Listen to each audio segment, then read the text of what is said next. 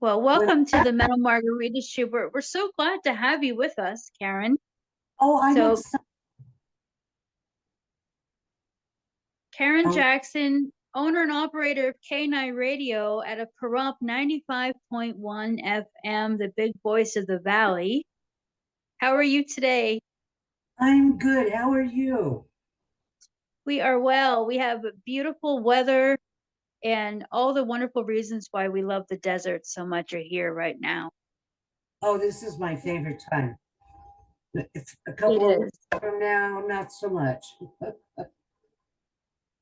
I don't Well, like the that's heat. luckily we have enough places to escape it all around our beautiful valley to get away from the heat and enjoy. That's true. And I have to keep the station very cold because it keeps the equipment better, longer. Right. And I'll be in there broadcasting wearing a coat. I Yeah, believe it. And you yeah, got to keep it that way. I do. Because my transmitter alone, you could fry an egg in there. Wow. Just a little room, but the transmitter takes up the whole room. I've got 3 air conditioners in there just running 24/7. Wow. So, and we'll go into more detail about this. I can't imagine what the power bill must be like and why the community needs to support our local radio station, right? So Oh, we'll talk about that. yeah, they still do. Wow. So Karen, you're originally from Southern California, is that right? Yes, Oceanside, California. That's Oceanside. I used to live in Oceanside myself. what part? I was young. I was small. My family moved from New Jersey to California and Oceanside. We were only a few miles from the beach. And I want to say, gosh, all I remember now is driving through San Marcos to Oceanside. We Pepper Tree Lane. I remember that much, and it was off the. It wasn't that far off Oceanside Boulevard.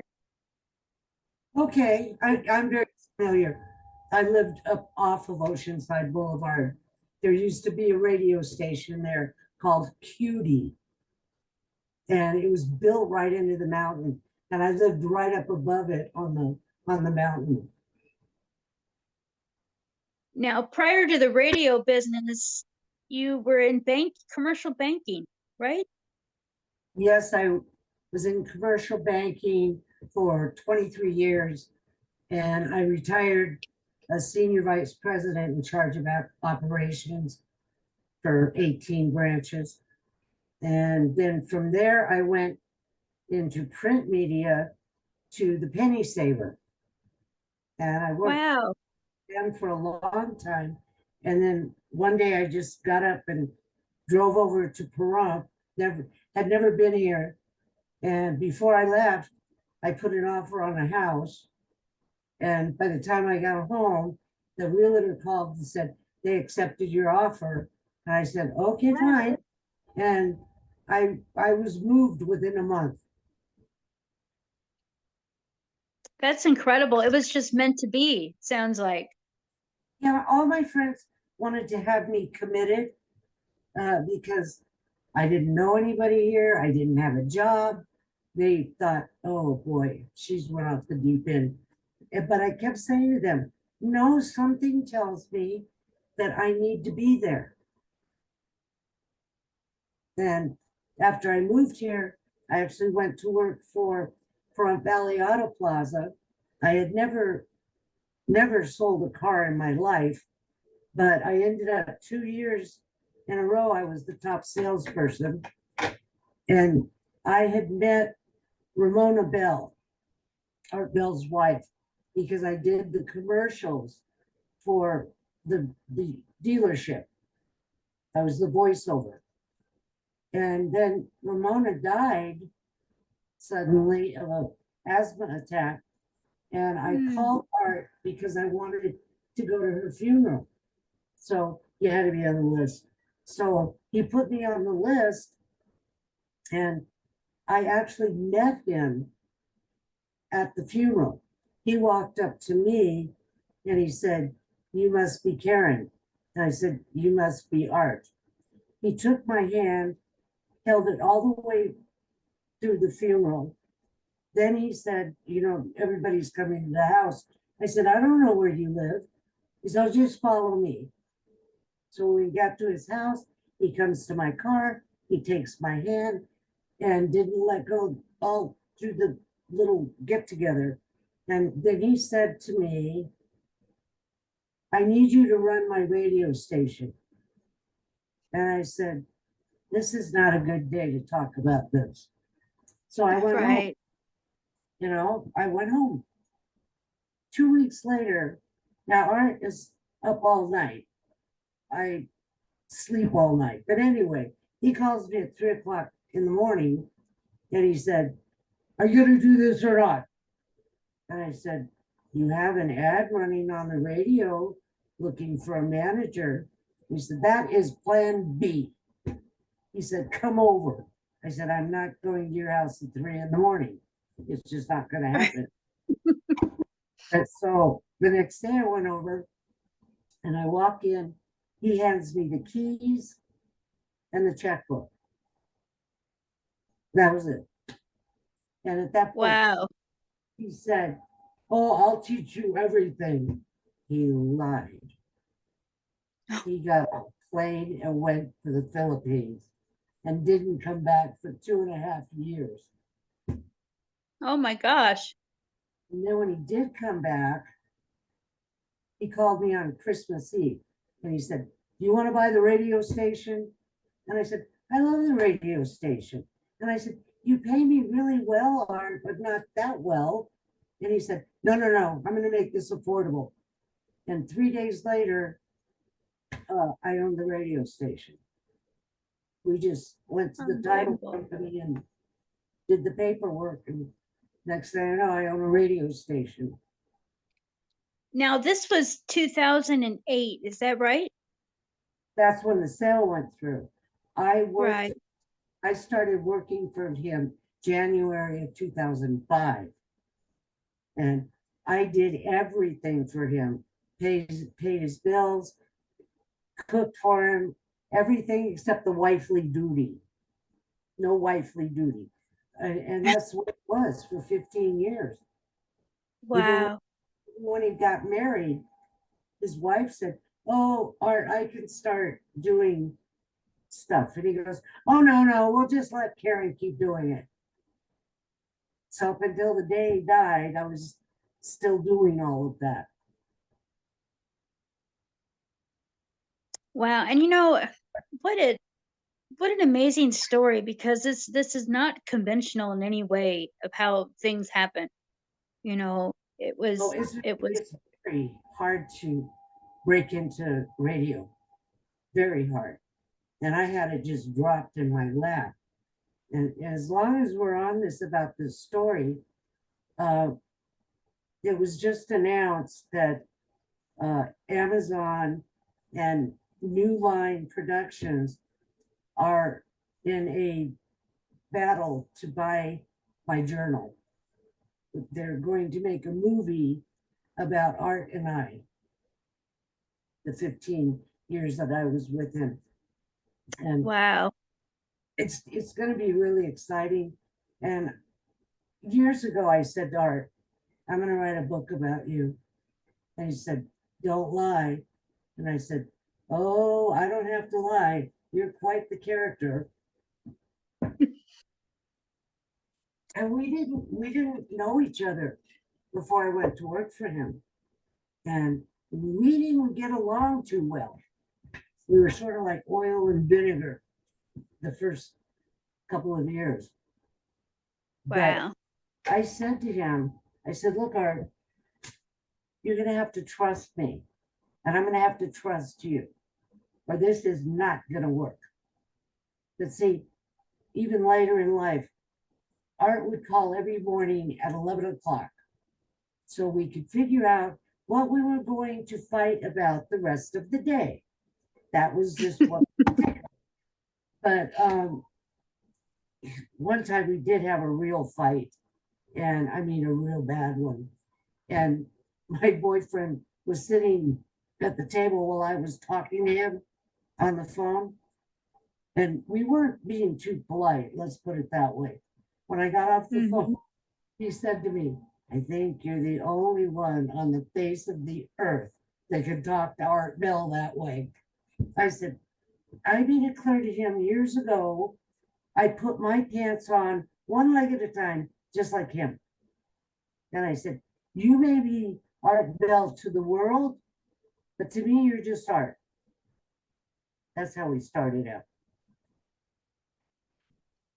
And there's, well, you even had your differences and your ups and downs, like all relationships, friendships, business associates that go through partners, there was a mutual respect there, and he had that from the beginning, which is what, led to Yeah. all of this happening. But we became over the years like brother and sister. Hmm. And it's really funny that he would, if somebody would say something off about me, he would defend me forever in a day. I mean, I could do nothing wrong in his eyes. And I would say to him, you know what, Art, I screwed this up. No, you didn't screw it up. Somebody must have told you the wrong thing. You didn't screw up. I mean, that's how he was with me.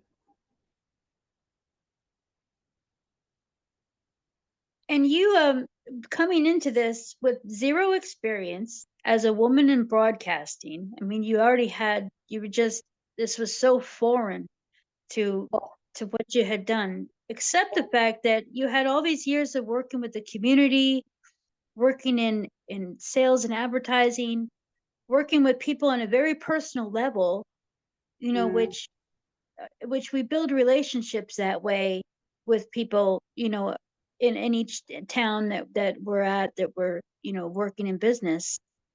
And well, I think that really prepared you for all of this, really, in its own way.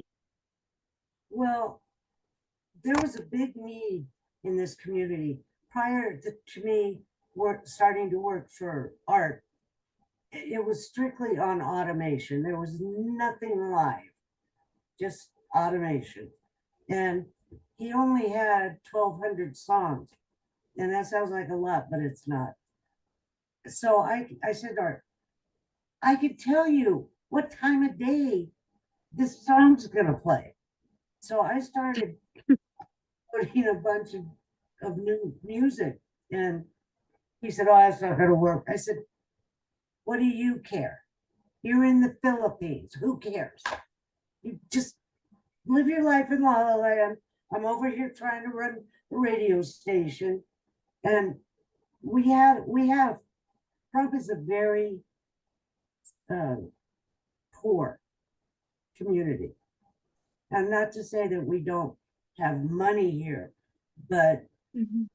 yeah, the less fortunate here more than the fortunate. And all these food banks were asking, for food.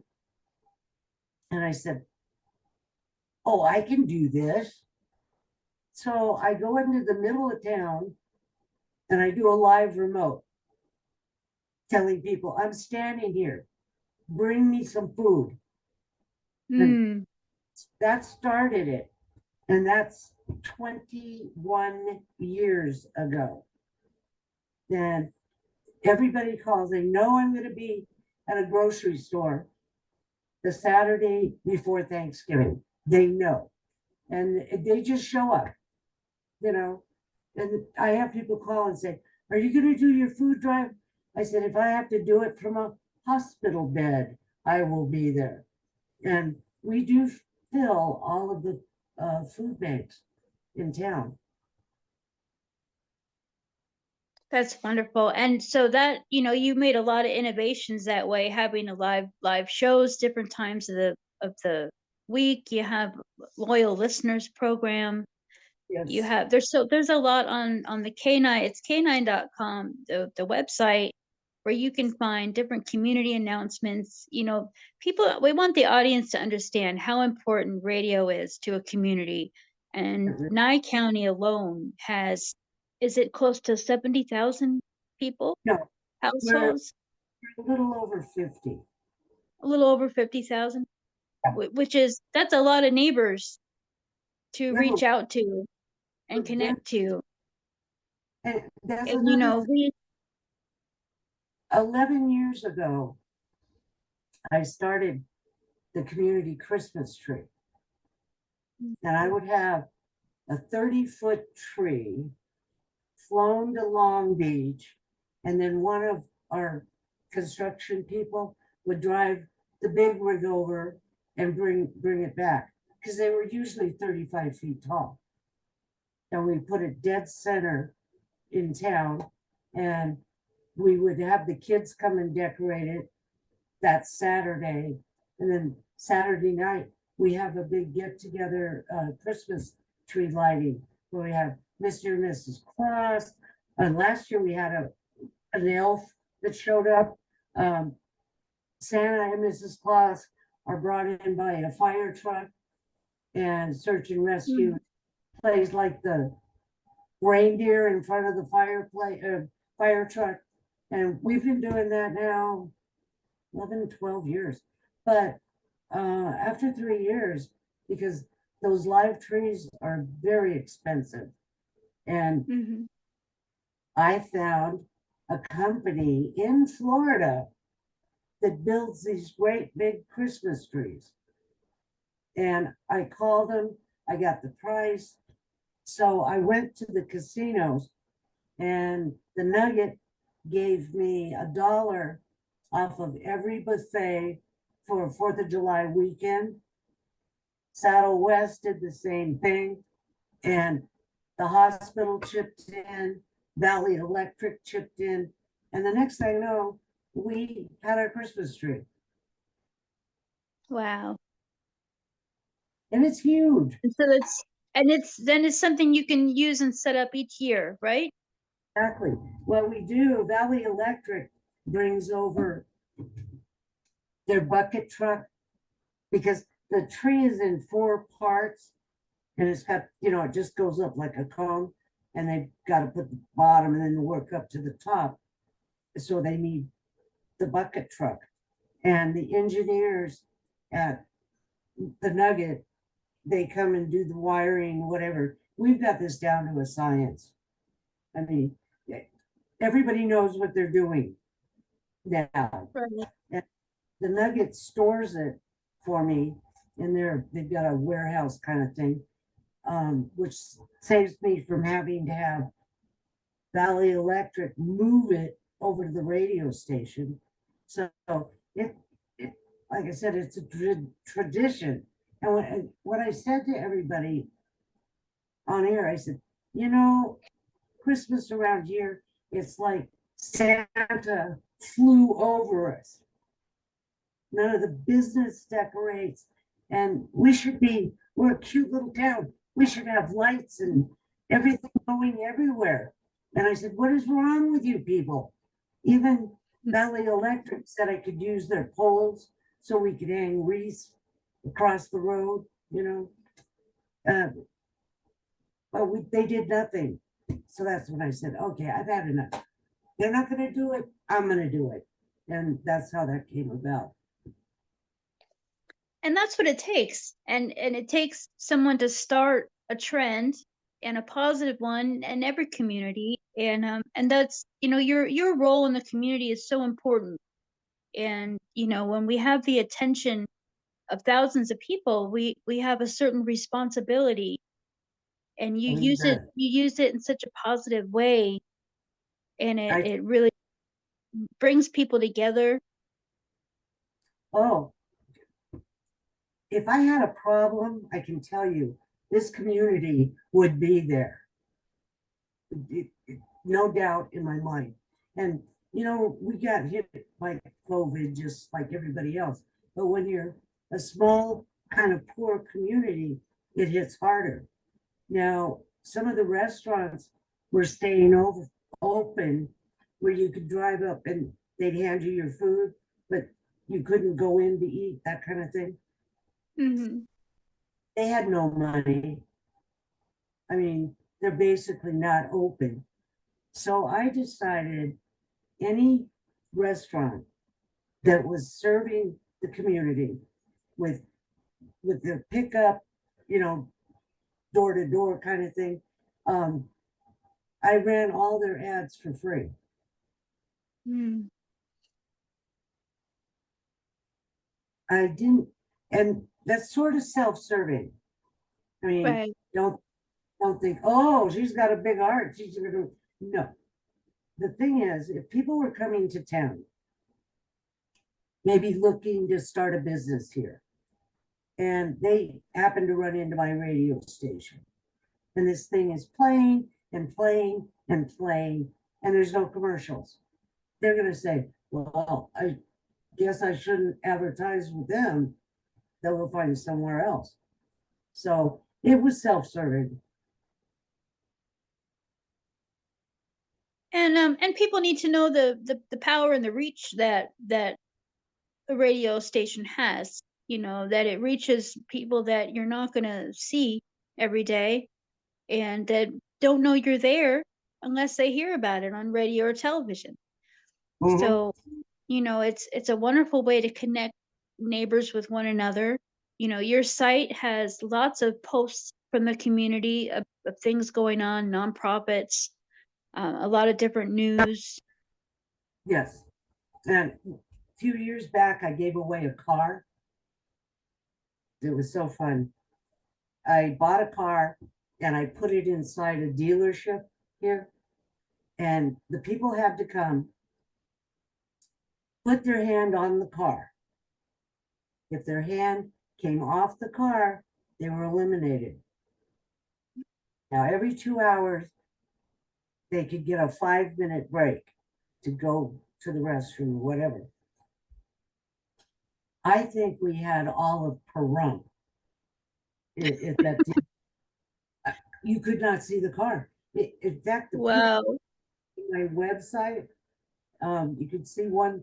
I finally moved the car outside, and there were 3 ladies left. And I'm going to tell you, waiting for people to take their hand off of a car in a contest is like watching grass grow. So So, how long did all this last? 2.5 days. Wow. I know. And so down to 3 ladies. And so I said, I gotta hurry this thing up. I'm dying on the vine. So I said, okay, you have to squat. So they had to be in the squat position. Then I'd say, oh, you gotta 1 foot. And finally, this one gal, she was so cute.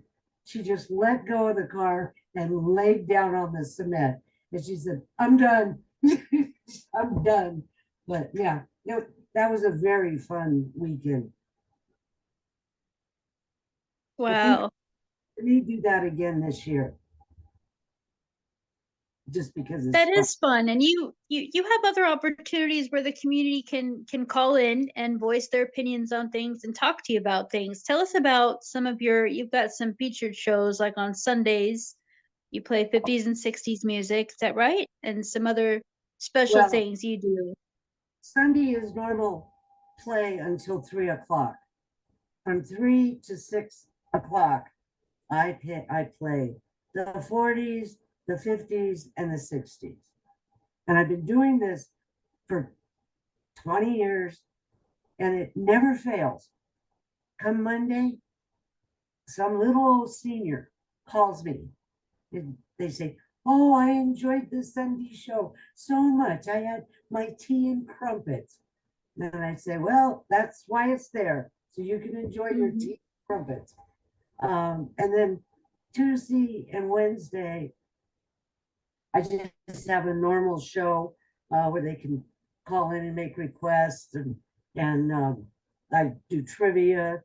Like, yeah, everybody here is they're very, like I said, we're poor, community.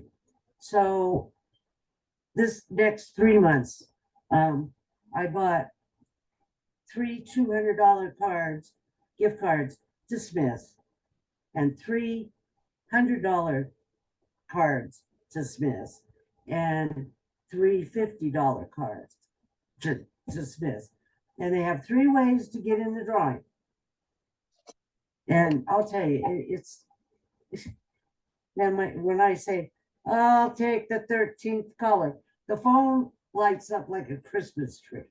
So if you're the 13th, you go in the drawing. Mhm. If they put a KNYE bumper sticker on their car, I have elves out there looking for them, and they write down the license plate for me and the type of car. If I call your license plate and you call while I'm on air still, you go in the drawing. And then we do trivia. So they have 3 ways of winning. And it's just fun. My phones just light up. And that's always fun, because when you're sitting there in a studio and nobody's there, you don't know if anybody's out there. So a lot of times I would say, when I started, I say, I don't know if anybody's out there or not, but I'm not sure my phones are working. Would somebody call? And then Right. the phone would light up, and I go, thank you. Now you know how to dial. Call me. That's how I started out, because they weren't used to a live radio show. Right. Nobody. So I had to train them that, hey, I'm here. Don't let me just sit here. Make me work here, you know? And then that's Tuesday and Wednesday. Thursday, I have a show. It's a talk show, and it's called Your Opinion Counts. And I will bring on guests. I've had 2 governors on. I have uh, an assemblyman that comes on a lot. I have court judges come on, and the people are allowed to call in and talk to them. And they seem to enjoy that. And I don't even have to look for guests anymore. People will stop me in the store. Hey, Karen, I need to get on your show. I say, well, what's the subject? Because maybe I don't want that on my show. But yeah, it took off this. And that was another art thing. Because Art would say to me, Karen, you've got to do a show. And I said, why? You never did. He goes, well, it needs a show. And I said, why didn't you do one? It was another argument day. So we had a thing up here where the town board and county commissioners. Uh-oh, I can't hear you anymore, Karen. What? I can't hear you anymore. Oh dear. Really What happened? quiet. I don't know what happened. I didn't touch I don't know any. what happened either. I didn't. Let me see. I'm gonna try to mute you and then bring you back on. Let's see. Oh.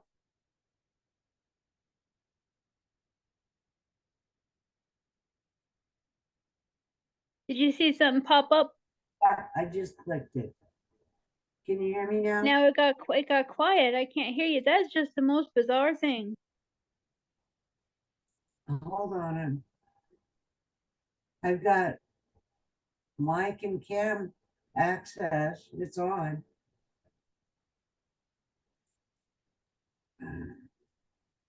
Let me. This is bizarre.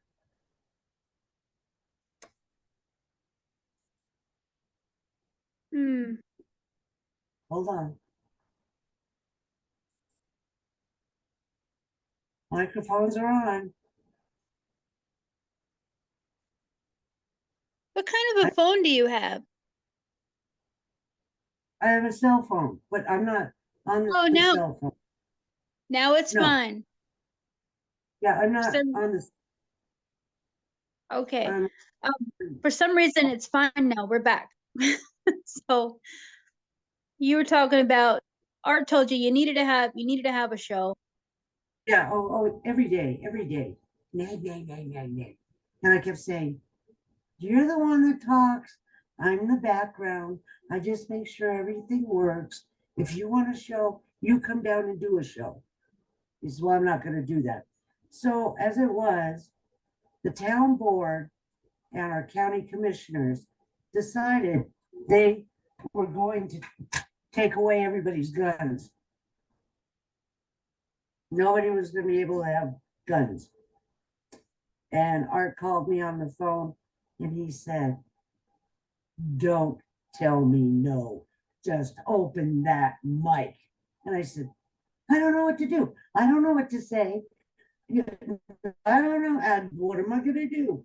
He said, open the mic. You won't have to do a darn thing. So I opened the mic. I'm so timid. Hi, I'm Karen. I managed to, and everybody's upset about the guns. Me too. You want to call in and talk? The phone just lit up. I didn't have to do anything. I just kept, Right. changing. And Art called me on the phone. He said, I told you. Oh, these people were just livid. And yeah, that's how I started doing shows. I never had an intention to do that, ever. And now I'm glad that I did, because Toronto needed something live, somewhere where they could call in and complain or bring up a topic. And I've been on air now over 20 years. And the only rule I have is I say, there's no bashing. I do not allow bashing. You bash, you're gone. And then I said, no swearing. You swear, you're gone. Do you know, in all this time, I have never had to push the panic button to cut them off. Not once. And that's saying something. That is. And I just gave them the rules. And I've had people call in very upset, but they didn't bash the person that was responsible for whatever was going on, and they didn't swear. So I'd let them have the floor. When they call in, I ask their first name, and then I say, you've got the floor, go ahead. Then they interact with, like, the governor, Governor Gibbons. This is so funny. His, I guess, media person calls me, and she said, Governor Gibbons would like to come on your show for only an hour. I said, no, my show is 3 hours, and that's the way it goes. She said, and I said, he will take phone calls. She goes, oh, no, he doesn't do that. I said, he does if he comes here. So then she said, well, he only wants to be there an hour. And I said, tell him to find another radio station. He calls back. She calls back, and she said, all right, Governor Gibbons has decided he will come on your show, but he is not taking phone calls. And I said, you go back and tell the governor, no phone calls, no show. So they called me back, and she said, all right, he's going to do this. I said, all right, I scheduled him. He comes up, and when he first got there, he was really stiff. I could tell he was afraid of taking phone calls, and his manager said, oh, we'll send you the questions. And I said, no, that I don't do your questions. I do my questions. She goes, well, he likes to be prepared. And I said, then he's not coming on. He came after the first hour, because I always take a news break, he said, I am having so much fun. I said, aren't you glad you came? I mean, aren't you glad? And I also had Roseanne Barr apologize to Perone. Yes, tell us this story, how that came about. This is a great story. She was playing at one of the casinos in Vegas, and she did an interview with the Review Journal, and I happened to get hold of this interview, and the reporter said, have you ever been to Pahrump? And she said, why would I go there? It's nothing but a bunch of toothless whores. And I said, oh, this isn't going to last. No. So I go on air the next day and I read everybody the article. And I said, I don't know about you, but I'm pretty ticked off. I said, we have a lot of nice people here. And Mhm. the ladies that work in the brothels, they support this community. They even raised their licensing fee because Pahrump needed money for something. So I didn't like that. So I said, you know, I think we should make Roseanne apologize. And there's only one way we can do that. We have to jam their phones. I mean, I want you to call 24/7. I want those phones so jammed they couldn't run a bathroom if they had to. So this went on for 2 days. The general manager of the casino calls me. He says, you gotta stop this. We're losing money. I said, have Roseanne Barr call when I'm on air and apologize to Perot. He goes, well, I don't think she's going to do that. I said, well, your phones are going to be busy. Right. So 4 days we kept those phones locked up. Finally, Roseanne's agent calls and he said, I understand you want Roseanne to call and apologize to Perot. I said, yep, that's what I want. And he goes, Roseanne doesn't apologize for anything. I said, well, she better do that because she'll be apologizing to the casino general manager because his phones aren't working anymore. Right. So, so he calls me back and he said, all right, she'll come on with you, but it'll have to be on the phone. I said, I'm radio. I don't need visual. So we scheduled her to call in at 2:00. So I'm talking to Art because I said, oh, Roseanne's calling in at 2. He goes, oh my God, Karen, you've got to be careful with her. I said, why? He said, she'll get your FCC license pulled because you know how she is.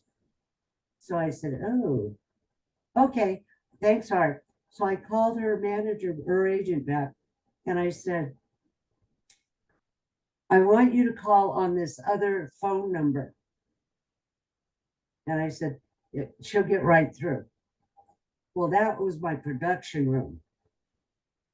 So I said to the listeners, I said, oh, Roseanne's going to be a little bit late. She's stuck in traffic. And cell phones don't sound good. So I want to make sure you clearly hear her sorry. So as soon as I've got her on the phone, I will put her live. So I go in the production room and I tape it just in case she was bad. So once I Right. got it taped, then I ran back into on air and I said, I've got her on the phone. She's on the phone right now. And I said, she won't take any phone calls. But trust me, I asked her all the questions and we got our apology. And I hit the button and just let it, because we were talking, I was like she was on air with me. Mm-hmm. And then she said she would come to Pahrump. And I said, oh, good. I will take you around and I'll make sure you meet the ladies at the brothel. You'll change your whole opinion. I Did she mean, come? oh yeah, oh yeah. And I told everybody she was coming. And I said, okay, some of you love her, some of you don't. When she's in town, do not approach her and be nice. If you're waiting on her, just be nice. Show Roseanne what a wonderful little town we are. So they lined up both sides of 160 and they were waving her in. Changed her whole opinion. Right. We got Good. ourselves, And we did. I was really upset about that. I really upset. Because the ladies at the brothel, and you can go out there and eat. They have really good food. You can take a tour. I've taken the tour so many times. I could do the tour because every time someone comes from California to visit, first thing, I want to see a brothel. Okay, we'll go see the brothel. But these ladies are very classy. They are educated. Several of them are married with children. And every time the town of Pahrump needs something, needs money, they pitch in. They really do, all on their own. And when I do a food drive, they're not allowed to come into town. So they can't come into town, but they send one of the houseboys or one of the maids, usually with a trunk load of food for the food drive. So mm. I didn't like Roseanne calling them that. And and that shows the power of radio and the power of people that people have when they put their voices together to get something done. And That's we have to remember that the power is in our control to be able to do that and make positive changes and things happen, to help everyone. and So, you're doing a right wonderful job out there with what you're with everything. when I started doing my show, the one thing I said to them, all of them, I said, I will never lie to you. You might not like what I have to say, but I won't lie. And when I'm doing a food drive, some people come by, they hand me $100 bills. And I say to them, do you want a receipt? No, I know where it's going. You said it's going, it's going. That's it. And what I do is I divide it down between all of the food banks so that they can get the milk and the butter and that kind of stuff. And it's been working for years, but they know I don't lie. And I just won't do it. It's wrong. You want them to believe in you. You don't want them to question what you're doing or what you're saying. And then I started a community garden. We had that for quite a while. And this man had all these acres and acres and acres. And he rented it to me for $1. And we had a well, but the pump was broken. Valley Electric paid to get the pump fixed. I mean, all these big wigs in town were helping me get this garden going. And even Home Depot, they donated a shed and a whole bunch of tools and seeds. And you'd go out there and people would be working. And the only rule I had was they had to share their crops. Nobody was allowed to sell them. I said, you're gardening for free. And this is to take care of the less fortunate. And I know a lot of you out here just gardening because you want to be a gardener. That's fine. Nobody's going to be selling. If I find you selling, you're out. And that was really, really good. And we did get a lot of crops. Everybody had food. It was really kind of nice.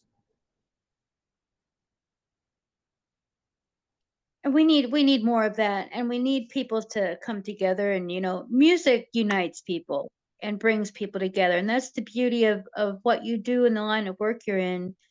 And can you just tell the audience, there's a lot that goes into this that people don't realize behind the scenes, just even holding your license to broadcast.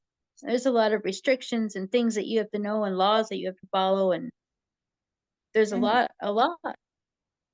most radio stations, they have producers, they have programmers, they have writers. I don't have any of that. I do this by myself. My day starts at 5 in the morning because there's usually at least a 2-hour prep for your show. Because you're sitting there and you're just alone, so you're just jabbering, and then I have to do the programming. I have to do all the music. Any I do produce a lot of the commercials because business owners like to hear themselves on the radio. So I'll say to them, you can come in and voice your commercial. Oh, yes, I do. Unless they have a really bad voice. And I'll say, I don't think that's a good idea. Well, I said, your commercial is supposed to represent you in the best light. And if you got not so good a voice, or you've got a bad accent, or, it's not going to come across very well. So, yeah, and I do that. I can remember when I was learning, I was reading books for all of this stuff. And somebody came in to do a commercial. And I recorded him. I was fine. And then he went on his way. And I said, I'll put music behind it so it'll sound nice. He said, all right. Well, I didn't know how to do that. So Art's in the Philippines, and I call him and I said, Art, how do I put the music behind the commercial? Oh, helpful Art. Well, you put the CD player. I said, I'm already there. Now what do I do? Oh, you'll figure it out, kid. Yeah, that's how I learned radio. But if I would love to have, a programmer, I'd love to have somebody that can do production, because my day starts at 5 and I usually work till about 8 at night. Wow. Well, it keeps me out That's of trouble. a lot of dedication and commitment to keeping everything going. And let's talk about how the community, because you need the community's help. They need to be able to support you as well. What are some of the ways that the community can connect and support the station? And we know advertising is one of them. So our businesses, we want them to be able to get recognized and make sure their neighbors know that they're there. But how are other ways that people can connect with you to support? Most of the businesses here play KNYE radio. Very few play any other radio station. Whatever crazy idea I come up with, like the Christmas tree and the community garden, I always tell the community, you always give me credit for all these wonderful things that I do. But I think you all should go look in the mirror, because if you weren't standing behind me, I'd never be able to do this, any of it. And that's just the way it is.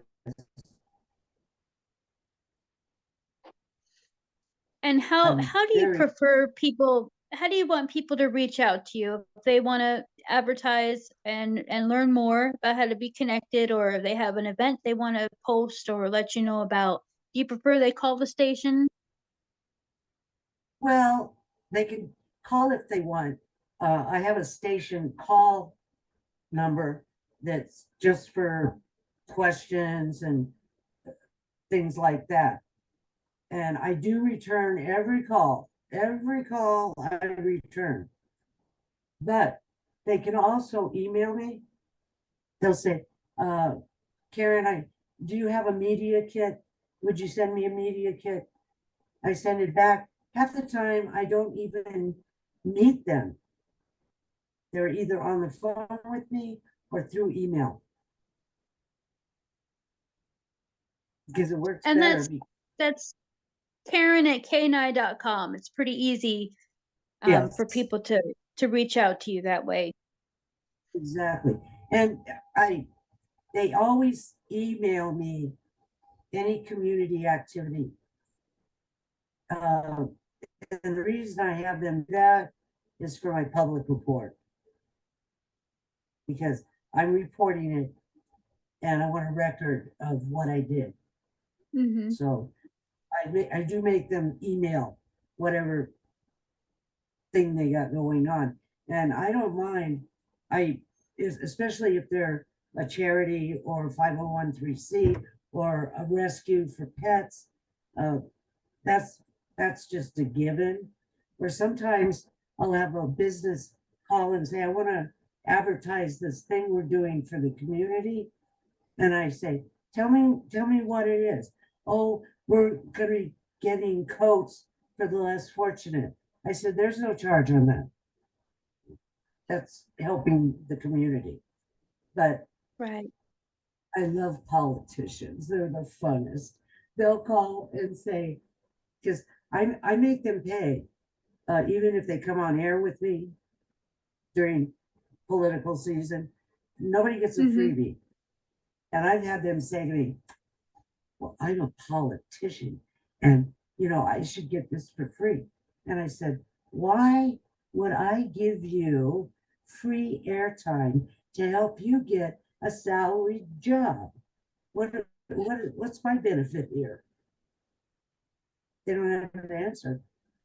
So I do make Right. them. I mean, because that's basically what you're doing. If you bring on a politician, all they're trying to do is get votes. And that's another thing I do. When I have a food drive or anything like that, a coat drive, whatever, I call out our commissioners. I really do. And I'll say, you know what, people? Joe Blow stood up on a platform and told you everything he was going to do for you, how much he loves this community. I'm asking for one can of food. Where are they? And Mm-hmm. people say, well, maybe they didn't listen. I said, I email every one of them and I text every one of them. So no, they don't have an excuse. No, no, no. So yeah, I do hold their feet to the fire. And if they come up with a stupid idea that is just wasting money, I'll go on air and ask, what do you guys think of this? So they call in, oh, we hate it, it's stupid. Okay, all right, that's good. Let's get him on the phone.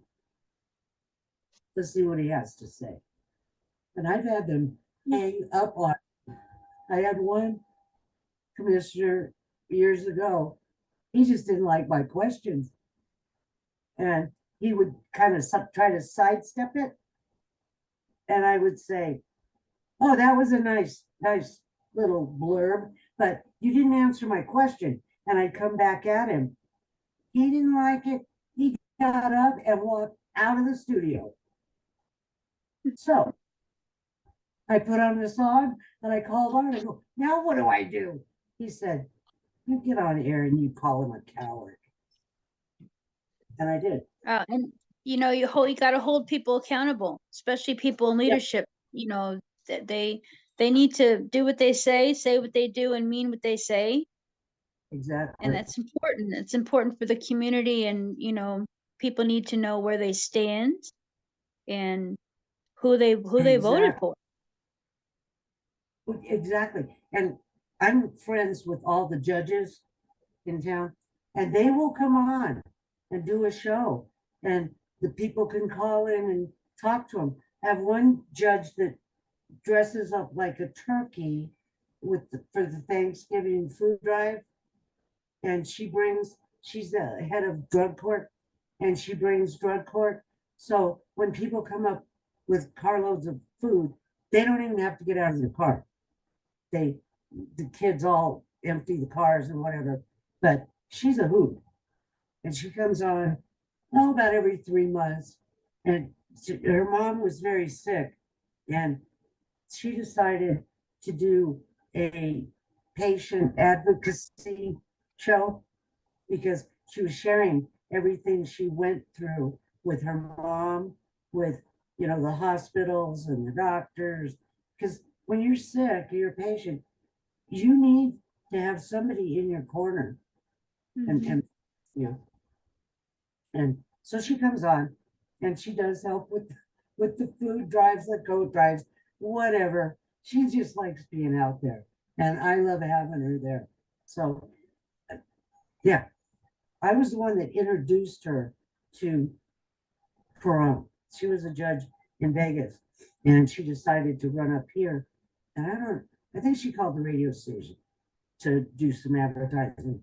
And so she came in, and we got to talking, and she said, I really want to be a judge up here.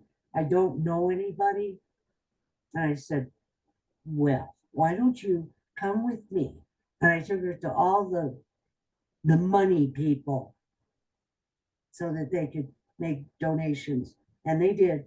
And then I had her come on air several times before the political season.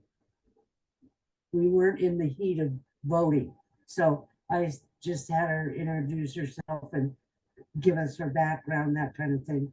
And then when political season came, yes, I had to charge her, but not before that. So, and she's been a real participant in the community, That's great. just like Valley Electric. I've lived a lot of places in my life. I have never seen a utility get so involved with the community, and they do. I mean, we couldn't even put up the Christmas tree without the bucket truck. So they they pretty the big people in town, the money people, they seem to back every wackadoodle idea I get. They they just get on board. So I'm very And grateful. that says a lot. It says a lot for what you're doing, and then it says a lot for them. They should be leading by example. So that's a wonderful it's a wonderful way to do business.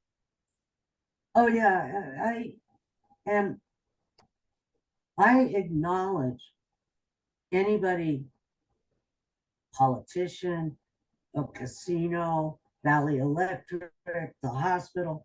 I will make sure whatever project we're doing and they're involved, I will make sure they get credit. That it's very important.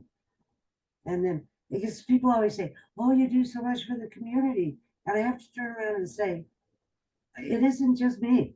I'm just the mouth, you know? Anybody could do this if they had a microphone. It's just a matter of whether they want to do it or not. Right. Mhm. And we're excited to be featuring you on the show, and for all the audience, and big shouts out to all our neighbors in Pahrump who watch the Mental Margarita show. And we want you to know we're here for you, and we're so glad to be in your homes, those of you that watch. And please tune in to K9 Radio 95.1, reach the big And voice of the valley. I wanted to compliment you on your song, Feeling Good. I I've had a lot of phone calls asking me to play it because Oh, exciting. they hear it in the regular automation because you're scheduled to just run. And I have to keep telling people, you can make a request when I'm here. When I'm live, that's when I say request lines are open. Request lines are open. Don't call me at 11 o'clock at night because I'm not here. Right. And thank you so much. It means the world to us. Such an honor that this new single "Feels Good" is playing on 95.1 FM to our neighbors in Pahrump. And we're And so excited because it's such a positive song about love. And it is, we're in the process of producing the video on it. So we're so excited about that. It's about to come out. well, the first thing I noticed is how positive it was. And I don't think this world today can get too much positive. That's right. The more better. And what I did is where you and the gentleman were saying you're listening to our new song on KMYE radio, that little 15-second blurb, I put that in front of your song.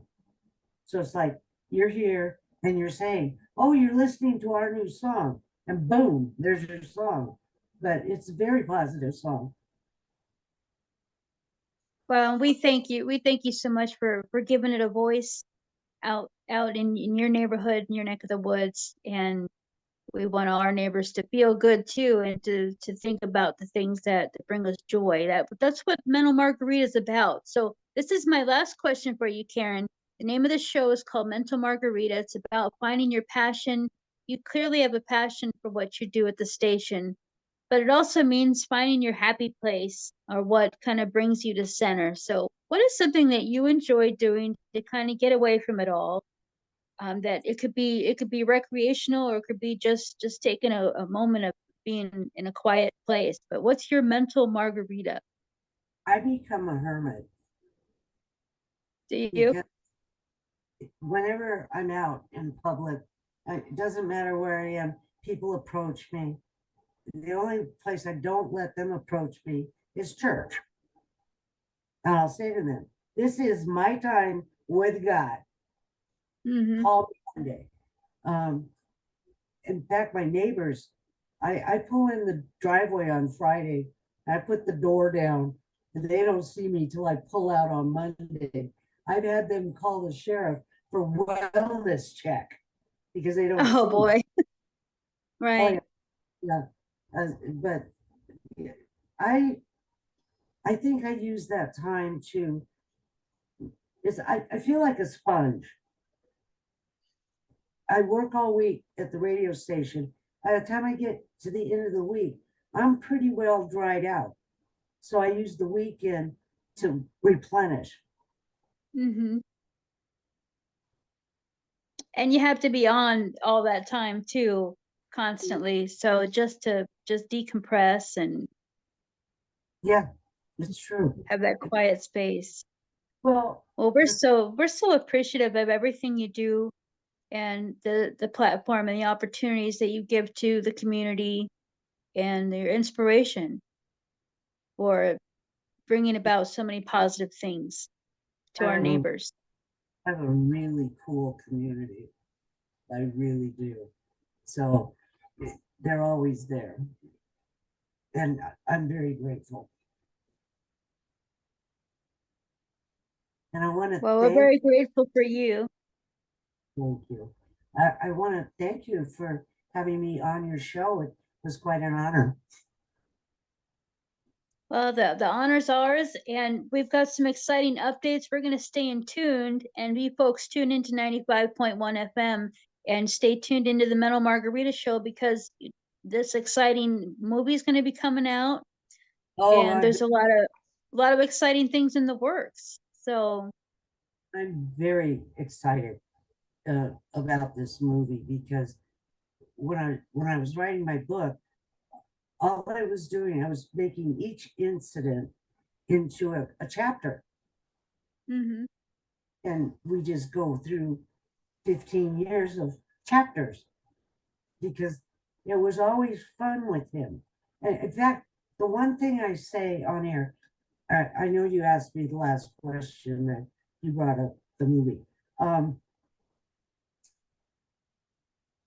Art,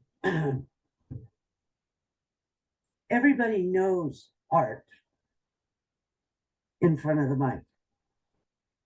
And they think he's serious and all these things, and he's not. And his fans were hungry, very hungry for something personal on him. And after he passed, I think I interviewed with every major radio station, TV station, and somewhere along the line, they figured out that I was the one that knew Art the best, the last one on earth that knew him the best, because everybody else was gone. So that's how I got pushed into the limelight. And that was probably the hardest thing I'd ever done. I had to do his eulogy. Mm.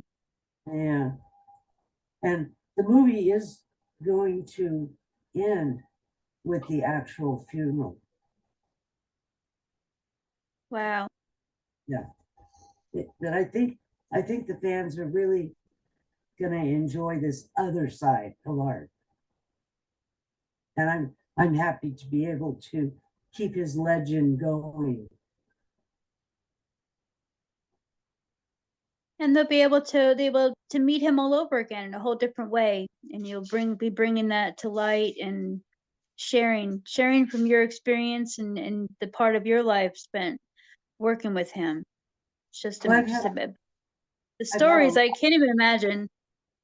oh, they're classic. I've had a lot of people call in and say to me, Karen, what was Art really like? Or what's he like? And I'd say, well, even when we're fighting, he's a gentleman. But my only thing that I can say is if I was on my deathbed and the death angel was standing at the foot of the bed and he said, I'll give you another year of life if you give up all your time with Art Bell, my answer would be, take me now. Because that was such a roller coaster and so much fun all at the same time. Oh, what a beautiful way of putting that. But it's true. It's really true. And I know he's smiling down on everything that you've done from the total time you've been there, and when he passed that torch to you so long ago, I think he knew it was something special. It was meant to be. Well, he was in the Philippines, and I said, Art, you're going to have to pass the torch. You're just going to have to do it. And he said, all right, what do you want me to say? I said, talk from your heart. I'm not going to give you words. You find your own. He recorded the most fabulous pass the torch. I still have it at the radio station. It'll be in the movie. Oh. Yeah. And if he would call and couldn't get me on the phone, he would leave me these nasty little messages. If my call was important, you would have picked up the phone. I don't know why, but for some reason, I took the phone down to the station and I recorded all those voicemails. And they're going to be in the movie too. Because they had some real doozies. And we're gonna get to explore all of those. How fun is that? Exactly. And hurry up and record another record so I can put it on the station. All right, we're working on it. It's Good. coming. Make sure I get a copy. You'll be the first. Again, thank you so much. I had a good time. You're welcome. We did as well, and we're looking forward to the audience meeting you and hearing so much of these gems. We thank you so much, and we'll be in touch with that exciting updates. Don't forget, folks, tune in 95.1 KNYE, the big voice of the Valley. You hang out with Miss Karen on her live days, and check the website k9.com for more information and how to connect. There you go. So you have a wonderful rest of your day, and we'll be in touch soon. Thank you very much. Bye-bye. This is Jersey Doll. And this is Slykat. And you're listening to our new song, Feels Good, on the big voice of Pahrump and Nye County, KNYE, on 95.1 FM.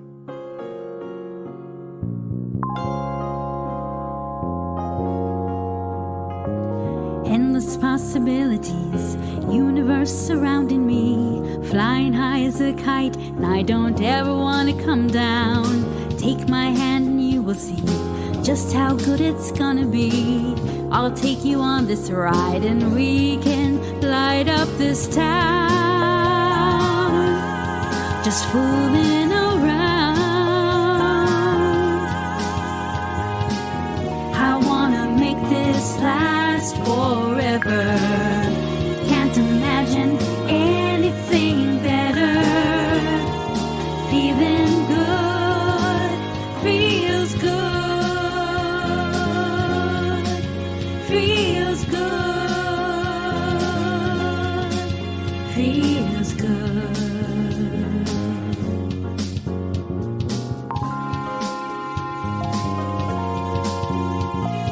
Teach me all I need to know. I won't ever let you go. Never thought I'd find the love that we found. We make perfect chemistry. Baby, you inspire me. Keep on doing what you do, 'cause it's so very profound. Wanna keep you around. I wanna make this last forever. Can't imagine anything better. Feeling good, feels good. Feels good. It's L to the OVE, feeling GOOD. She got me like, oh baby. Now I'm singing do re mi every single day, like woo. Finally had to tell the truth. Feels so good to be true. Little old me with little old you under a big old tree. KISSING. She's vibing with me like vitamin D. She sings first, then IMC. Deep like bass, still high in key. Too deep passes INT. Even the birds now whistling something different, baby, isn't it? Isn't it? I wanna make this last forever. Can't imagine anything better. Feeling good, feels good. Feels good. Feels good.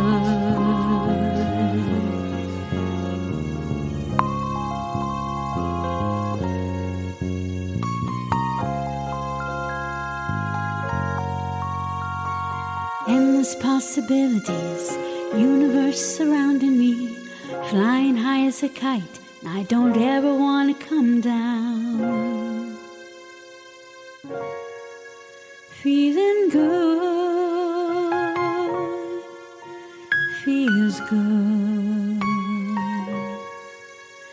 feels good.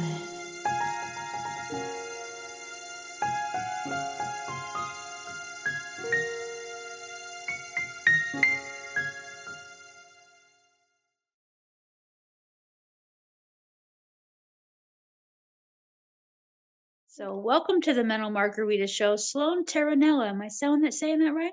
Yes. Yes, correct. So you're the director of programming for Beasley Media Group. Yes, yes, I'm the director of digital programming. So I run the social media, the websites, and I also have a public service show on Sundays. So that's basically my radio show that we just talk about anything that benefits and kind of helps the community. Talking Solutions. That's the name of the show, right? Yes, yes, correct. So it's on all five of our Beasley owned radio stations. So it airs in the morning, and then during our country station, it airs at night. So around 10:30 to 11. But everything else airs from 6:30 to 7. And just for the audience that may not realize, here in Vegas, Beasley Broadcasting and Beasley Media Group is home to our favorite stations here in Las Vegas, from 96.3 KKLZ to Coyote Country to 105.7 to our alternative rock station 107.5. So I mean, and we have a Latino station, and there's just all of our favorites. So Yeah. that's Ye- definitely the sound of the valley. So we're so glad that you're with us, and we're going to learn a little bit more about you. And so let's go before broadcasting days. Let's go back to the beginning. Where are you from, Sloan, originally? And where Yes. did this love for journalism start? Yes, I would absolutely love to share my story. So, I'm originally from Detroit, Michigan. So, I was born there. I'm a city girl. And then this love for journalism, throughout, I would say, my growing up in elementary school, middle school, and then high school, we always think as young people, or, what do we want to do when we grow up, right? I mean, some people say, I want to be a police officer, I want to be a firefighter. But for me, I didn't really have an idea until high school came, and my love for history really started to blossom. I had a great teacher named Mr. Brian Blackney, who actually just won Teacher of the Year back in Michigan. But his teaching stuck with me forever. And, he really fostered my love of history. Well, then once I start, I'm Korean American as well. So my mom is from Korea. My grandma is a North Korean. She's escaped North Korea. So, I was always really interested in that part of my family's history. Well, one day my mom and my dad were talking, and my dad said, "You know what, Sloan, you're so nosy. You should be a journalist." And I was always that person to ask questions.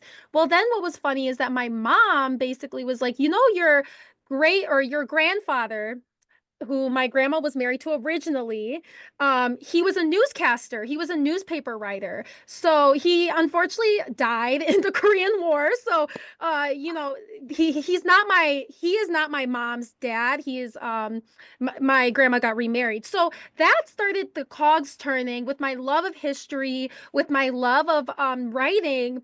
That's when I really decided to be a journalist. I decided to get an internship. So I got an internship right away at our local paper called the Detroit Free Press. I was a breaking news reporter throughout college. And the news bug bit me. And since then, I've just been developing my career, seeing what I can do in this field. So I was a breaking news reporter. I worked for the New York Times as a multi-platform editor. So I did that through a fellowship. I've worked for multiple different broadcast companies throughout Detroit, anything from street team to social media assistant to promotions director. And then finally, my journey has led me to Vegas, where I accepted this position of being the digital program director here. And got your training at Wayne State University, Yes. and did a lot for them as well with the newspaper there and whatnot. Just so much. You did Oh, so many different things yes. in this time. Yes, and thank you so much for reminding me about that. Because that probably shaped. I mean, being part of the student publication there, the South End, part of Wayne State University, did so much, as well as the Journalism Institute for Media Diversity. That program changed my life completely. It not only gave me a scholarship to then I was allowed to continue my education. It gave me, I mean, the Dr. Alicia Nails, she trained me. She is a tough woman, but that's exactly what you need as a young woman trying to break into this field, is a role model that will teach you how to develop thick skin, but also that nose for news and to always be inquisitive. So growing up, now finding that this is part of your roots and part of your family history as well. So you're carrying on the tradition. And is there anybody in particular, a female broadcaster or investigative reporter, someone that really stood out to you as an inspiration for Uh, your work? Oh, of course. So I think the book that I read was the New Sorority about Katie Couric, Barbara Walters, and Kristen Amanpour. Kristen Amanpour is probably the number one, was one of the best role models for, or she was a role model I looked up to while growing up. I mean, to see this woman in Iraq and Afghanistan, to see her in the front lines of war, it inspired me because the way that she broadcasted was so elegant. You cannot sense fear from her. That's something that I always admire. Is I know if I was in probably the front lines of a battlefield, I'll be shaking a little bit, but she was solid as a rock. You cannot move her. Her reporting was exquisite. She talked to some of the most hardest to find sources, and her reporting probably transformed a lot of the information and perception that we as a society had about these wars. That's right, and the strength to be able to handle a case like that, and then to also cover really sensitive stories and issues that are sometimes difficult to talk about.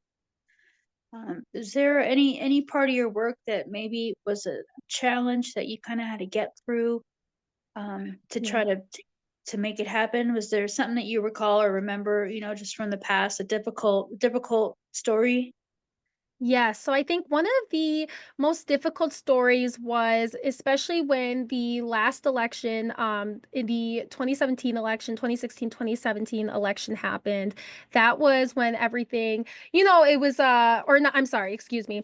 Um, Sorry, let me backtrack a little bit. The last election that happened, not the 2016, 2017, the one after that, where it was against with Donald Trump and Joe Biden. That was a very, I would say, interesting time to cover because I basically, when the Stop the Steal campaign was going, they asked me to go to the front lines where they were protesting and interview people and get the story. So, I did what my boss told me to do. And I remember trying to navigate that, trying to see, okay, I need to be as fair and non-biased, and this needs to be a full, complete story that is not skewed in any way. So I interviewed everybody from the spectrum, both the support, the opposition. I interviewed a militia leader from a Michigan militia leader who, at first I was like, okay, even though he has a AK-47 strapped around him,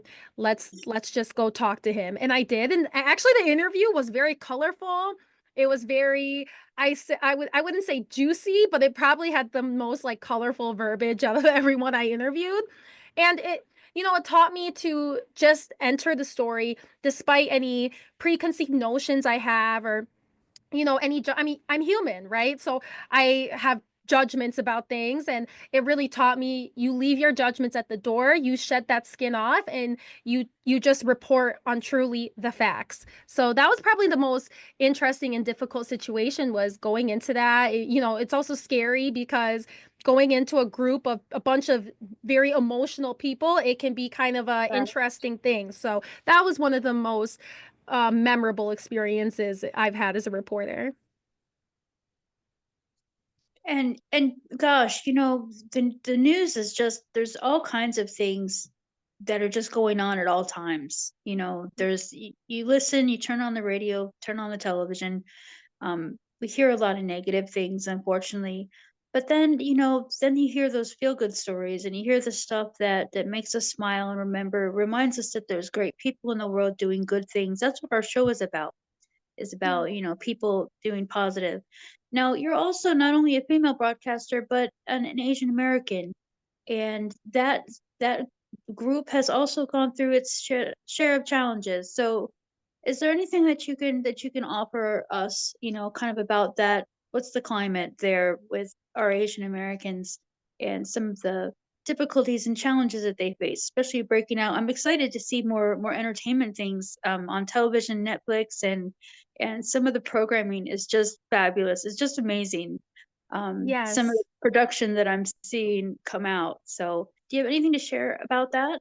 Yeah, well, I think that for a long time, Asian Americans, I think people often treated us as very monolithic, right? Where you just saw Asian people as Asian people. But now we're kind of seeing, and same with the Latino community, we see as well as we're often treated as just one. When in reality, every single country in the continent of Asia, in the continent of South America, is so unique. Each country is so diverse. So I think we're coming now with a little bit more of a less monolithic view of the Asian community. I think that, for a long time, and even there's good stereotypes, quote unquote. I don't think any stereotype is good, but some people would say that Asian people might have had, oh, we're good at math, right? But to me, that is still a stereotype, and that is very not acceptable to just think that just because you are a one race means you are definitely this. So I think we're moving away from that as we just become a little bit more aware as a society. I think that now we're definitely seeing an increase of Asian American and Asian journalists. I think we're living in such a globalized society where now we're seeing a lot more representation on primetime television and primetime spots where for a while we weren't getting the same opportunities in the same time slots as other anchors or other broadcasters. So for me to get this position as my PSA show, I was one of the first Asian women to ever get this position or have an Asian American woman broadcaster in as the host for our PSA show. So I think that with a mix of the entertainment, with of course I'm Korean, so everyone thinks of K-pop, but with our entertainment, I think we're just seeing now our community being really learned about. We're not just kind of this monolithic group where, oh, yeah, they're all Asian. No, we're all uniquely different. We all come from different countries, whether it's China, South Korea, Japan, Laos, Cambodia, the list goes on and on.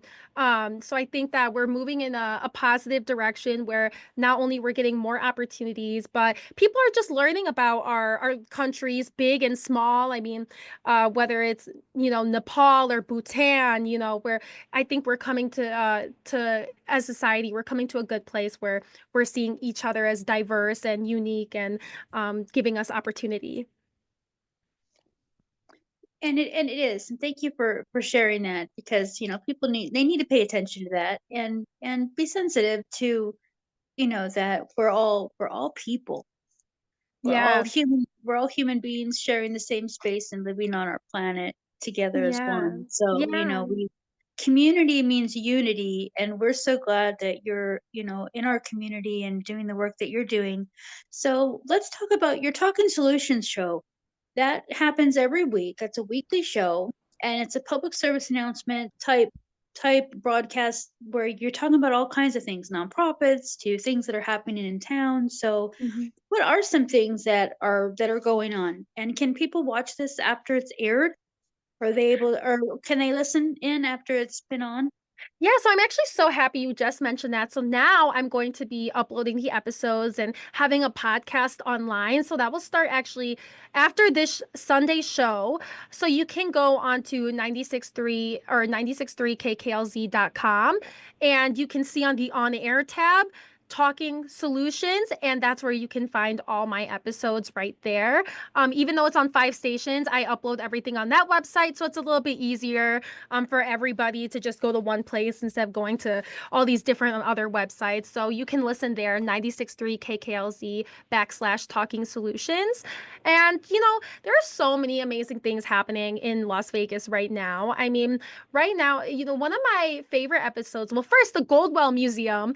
I love that episode. They actually aired it again too during Christmas break because I just want people to hear about it. But that was just an example of so many other things, whether it's knowing about the Goldwell Open Air Museum.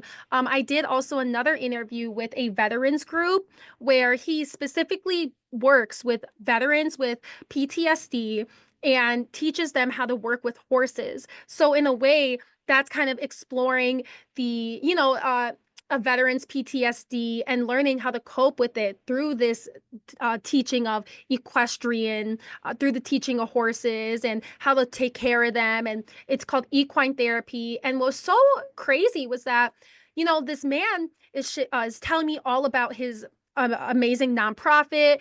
He also does the I believe it's the veteran support group here in Vegas as well. So he does a few other things. Then he starts talking about his own story on how he had horrible PTSD from Afghanistan and Iraq and ended up, sadly trying to take his own life. And then from that, he turned that pain into these nonprofits now where he's saving countless lives, and so, and even too, my episode this upcoming week is going to be about, kidney disease within the African American community in Las Vegas. So every episode teaches me something so important about our community. It teaches me something that we don't really think about, right? When we're so every day, we're just lost in the cacophony of life that we don't really think about all these other things and the trials and tribulations that our community faces, but also the beautiful stories that come out of these trials and tribulations too. So this show, I mean, every topic teaches me something beautiful about our community.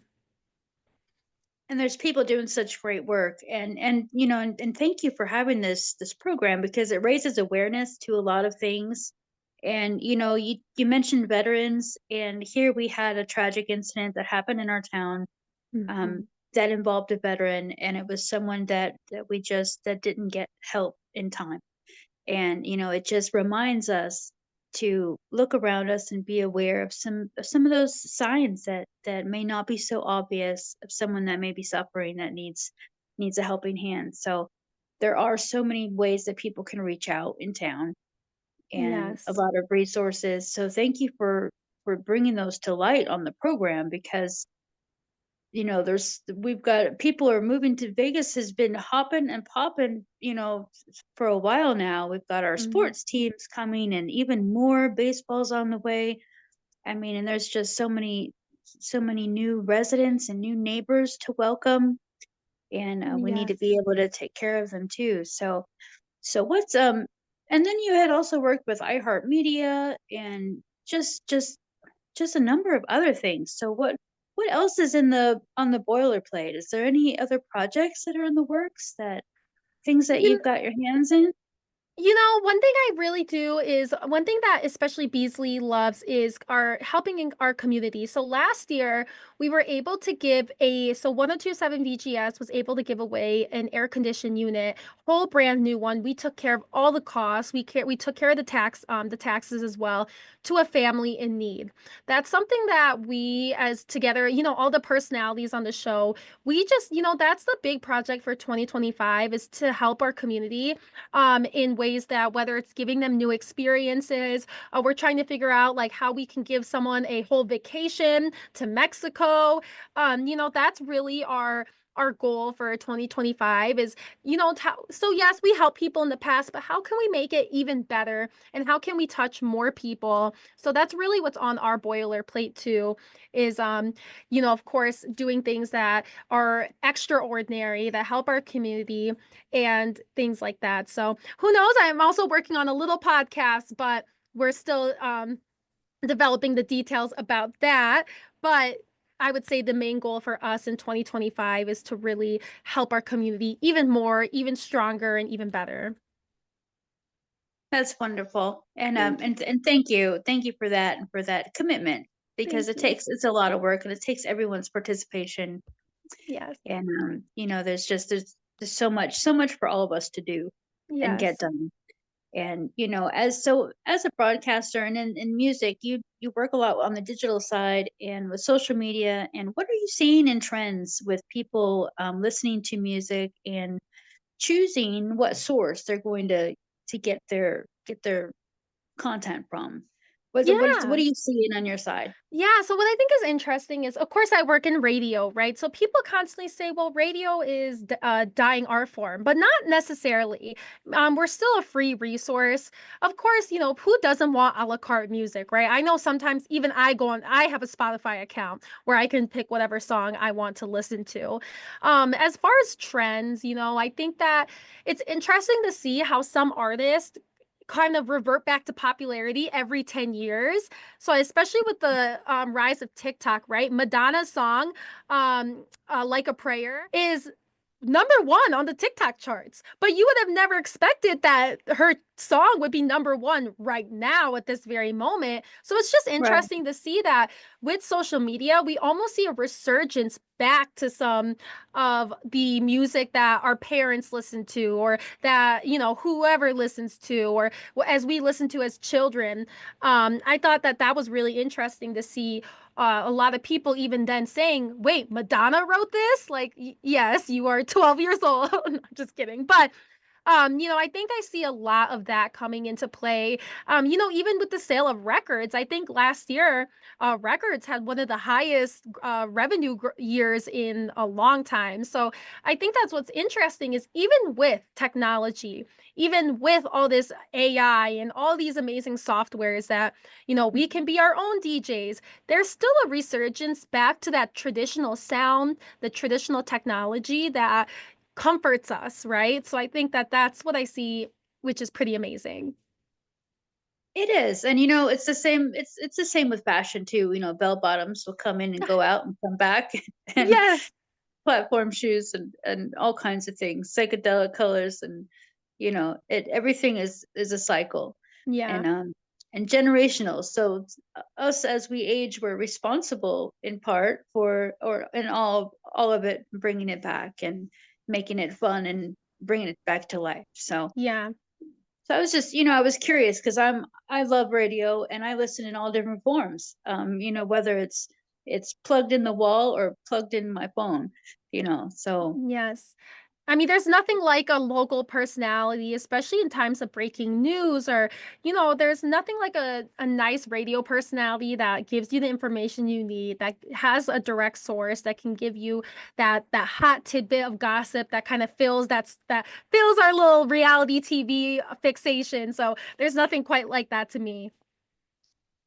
and voices and broadcasters and journalists, they become, you listen to them every day or on a weekly basis, or on your way to work, and they become a familiar voice and a source of comfort and consistency. We Mm. all like things that are constant. So that's another draw, I think, for many people too. And and people are like your show need to know more about that it's airing, and things that they should know about. So I'm glad that it's accessible, that people can find out even after it's been on, and we'll make sure that folks know when to tune in and listen to your Yes. show when it's on as well, because it is important for us to stay in the know of what's happening, and what you folks, we need to know that our larger corporations are looking out for the community and giving back, and that's the best way to do business. Yeah. Yeah.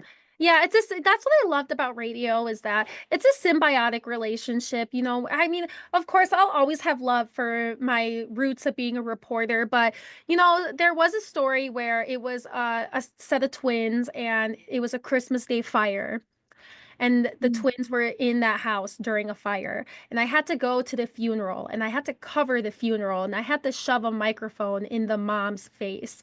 And that affected me a little bit after that. Kind of, I had to think about, okay, I'm very thankful I was able to tell this story, and I'm very thankful for the family for allowing me to come to that moment that was very personal. But, I felt like that there was something that I was taking, and I wasn't really giving back. So I felt like with radio, it's symbiotic because our listeners, they listen to us. And of course, more people that listen to us, we get benefits from that. But then we give things back to them, whether it's concert tickets, a free AC unit. We constantly do Disneyland giveaways with grand prizes. We do flyaways to concerts. We do this and that. And that's why I really loved radio, was because there was a full circle of giving, where I felt like maybe with the other positions I had, not that I was exploiting, but sometimes you can't help but feel like that. So that's why I fell in love with radio too. One of my first concerts I ever went to was tickets I won off the radio station. I answered a silly trivia question and was the right number caller, and it was a ZZ Top concert. So that was many years back, but it was very memorable, and I have called in many times to Yes. try to win other Oh, things over wow, the how years. So wonderful. it is fun. It's a great way to engage with the audience too. Right. and see if they are listening. So, Exactly. and Um, the name of the show is called Mental Margarita for a reason. Our mental margarita is like our escape. What's our passion? mhm. Yours is obviously in broadcasting and journalism and connecting with people and their stories. But what do you do to get away from it all, find your center, and maybe even just go out and just enjoy? What's your mental margarita? Yeah, so I absolutely love to hike. I actually just hiked at Red Rock yesterday at the Calico Basin. I love that. I'm a very active person because when you're doing digital things, you're kind of at a desk a little bit all day. But so my escape is to go out, to just hike, to go to explore different trails. It's one of my big goals too this year is to actually go explore our little ghost town. So I'm actually going to visit the Goldwell Open Air Museum as soon as possible. And I would love to visit. That's kind of my escape is to be active, to be out in nature a little bit. That's really what I love, love, love to do, is to just be and even exploring Vegas. I like to be tourist sometimes. I like to go and play tourist and see all the fun little experiences and immersive activities we have. And I'm a big foodie as well. Like I love, love, love trying new places here. I just tried this Japanese and Italian fusion restaurant. You would never think that those two cuisines could go together, but it was beautiful. It was on Spring Mountain and I think Decatur. Absolutely wonderful place. I mean, I never had pasta with fish roe in it, and it was gorgeous and delicious. So I absolutely love to do those. Wow, how fun! And we'll have to keep an eye out. Do you remember the name of the restaurant? It's called Trattoria Nakamura, yay. It's in a little plaza where a Korean barbecue restaurant is and like a Sago's little bar is. And it's a very quaint, it's kind of like a hole in the wall gem, right? Where it's one of those places you can pass by it very quickly. But if you just kind of look in the plaza a little bit, you'll see a Italian flag with Japanese writing with some Japanese writing. You go in, you're greeted with a little quaint kitchen. The chef is there saying hi to you. The wait staff is great. And their menu is amazing. I mean, you can tell everything is fresh and they constantly create new concepts. And it's just that's what I love is those little eccentric places that Vegas has pockets of. We have an amazing town with so many things. There's something for everyone and all ages, and for the kids and us, and just the whole family, and just everyone, cradle to grave. There's Yes. really something for everyone. So Mhm. thank you so much for sharing that with us. Thank you. And it's been such a pleasure to have you on the show. And thank you so much for the work that you do in our community. And we'll look forward to hearing those updates and tuning into your show, Talking Solutions. We'll make sure everyone has access to that. And Yes. we just Yeah. have enjoyed visiting with you, Sloan. Thank you so much, Slone Terranella, Beasley Media Group. Um, Tune into Talking Solutions. And when is that again? Just remind us. What's the best way actually for anyone to follow you and be able to find out more about the show? Okay, great. So anybody you can go follow. It's all our social media. So I'm gonna just plug the KKLZ station because I'm on 5 different radio stations, but just for the sake of time, 96.3 KKLZ / Talking Solutions. That's how you can find us on the web as well as on social media. All of our ats are at KKLZ 963. You can further find the times and frequencies on there. But for anybody that wants to tune in, the show is 6:30 to 7 a.m. every Sunday on 96.3 KKLZ. So that's the station that I'll plug. Wonderful, awesome. Well, thank you so much, Sloan. And we'll look forward to any updates in the future, and we'll stay in touch. Yes, yes. Thank you so much for having me. And thank you to the beautiful people of Las Vegas for having this wonderful discussion with us.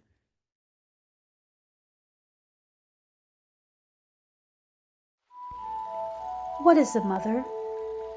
The dictionary defines a mother as a woman who has given birth to a child and brings them up with care and affection. But there are many kinds of mothers all over the world and all throughout history that we have made that very special connection with from our hearts and beyond. Some mothers become mothers before they're ready. Some spend weeks, months, and years preparing. Yet motherhood comes with no user's manual. Nothing can compare to a mother's love for her children.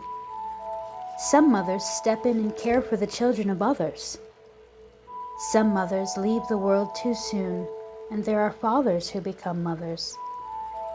Some mothers nurture and care for the children of the world. Some mothers fight for their children's future. Some mothers break through barriers and change history.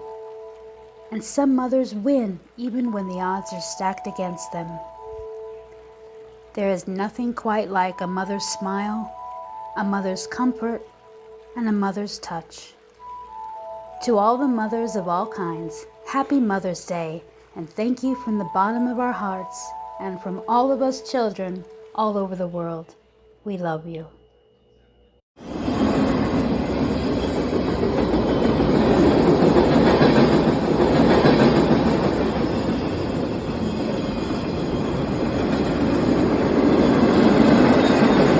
Attention business owners, get your messages to Pahrump and Nye County by advertising with KNYE 95.1 FM, the big voice of Pahrump and Nye County. Call 775-537-6100. That's 775-537-6100. Discover Pahrump's best kept secret at Secret Sisters Clothing Consignment Boutique, where we sell clothing, shoes, purses, jewelry, accessories, and more. Don't miss our parking lot sale on Sunday, May 18th from 8 a.m. to 3 p.m. with cash-only items for only $1.99. Secret Sisters is located at 1240 State Street in Pahrump, Nevada.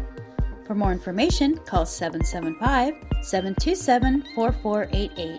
That's 775-727-4488. Before you plan your next event, call Balloon Pros Las Vegas. Our team is ready to make your wish come true. Whether you're rooting for your home team, planning the corporate event, a stadium job, or surprising that special someone for any occasion. If you can dream it, we can build it. Say it with love. Say it with balloons. Call 702-574-2021. That's 702-574-2021. Or visit balloonproslasvegas.com.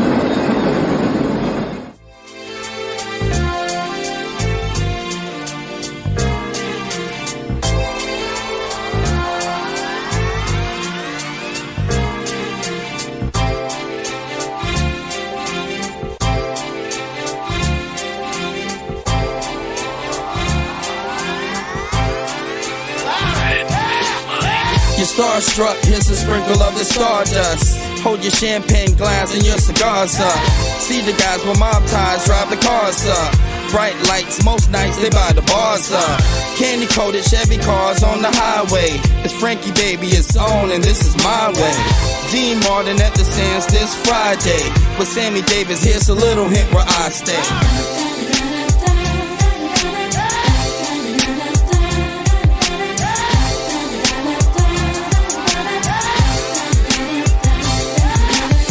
The city shines like Liberace's mansion, and you know Elvis had the whole city dancing. Showgirl silhouette steady prancing. Shout out to June, just the Copa Girls anthem. Legal gambling, yeah, that would tempt me. It's Sin City, holy water couldn't cleanse me. And Wayne Newton had the crowd in a frenzy. Live at the Stardust, the seats never empty.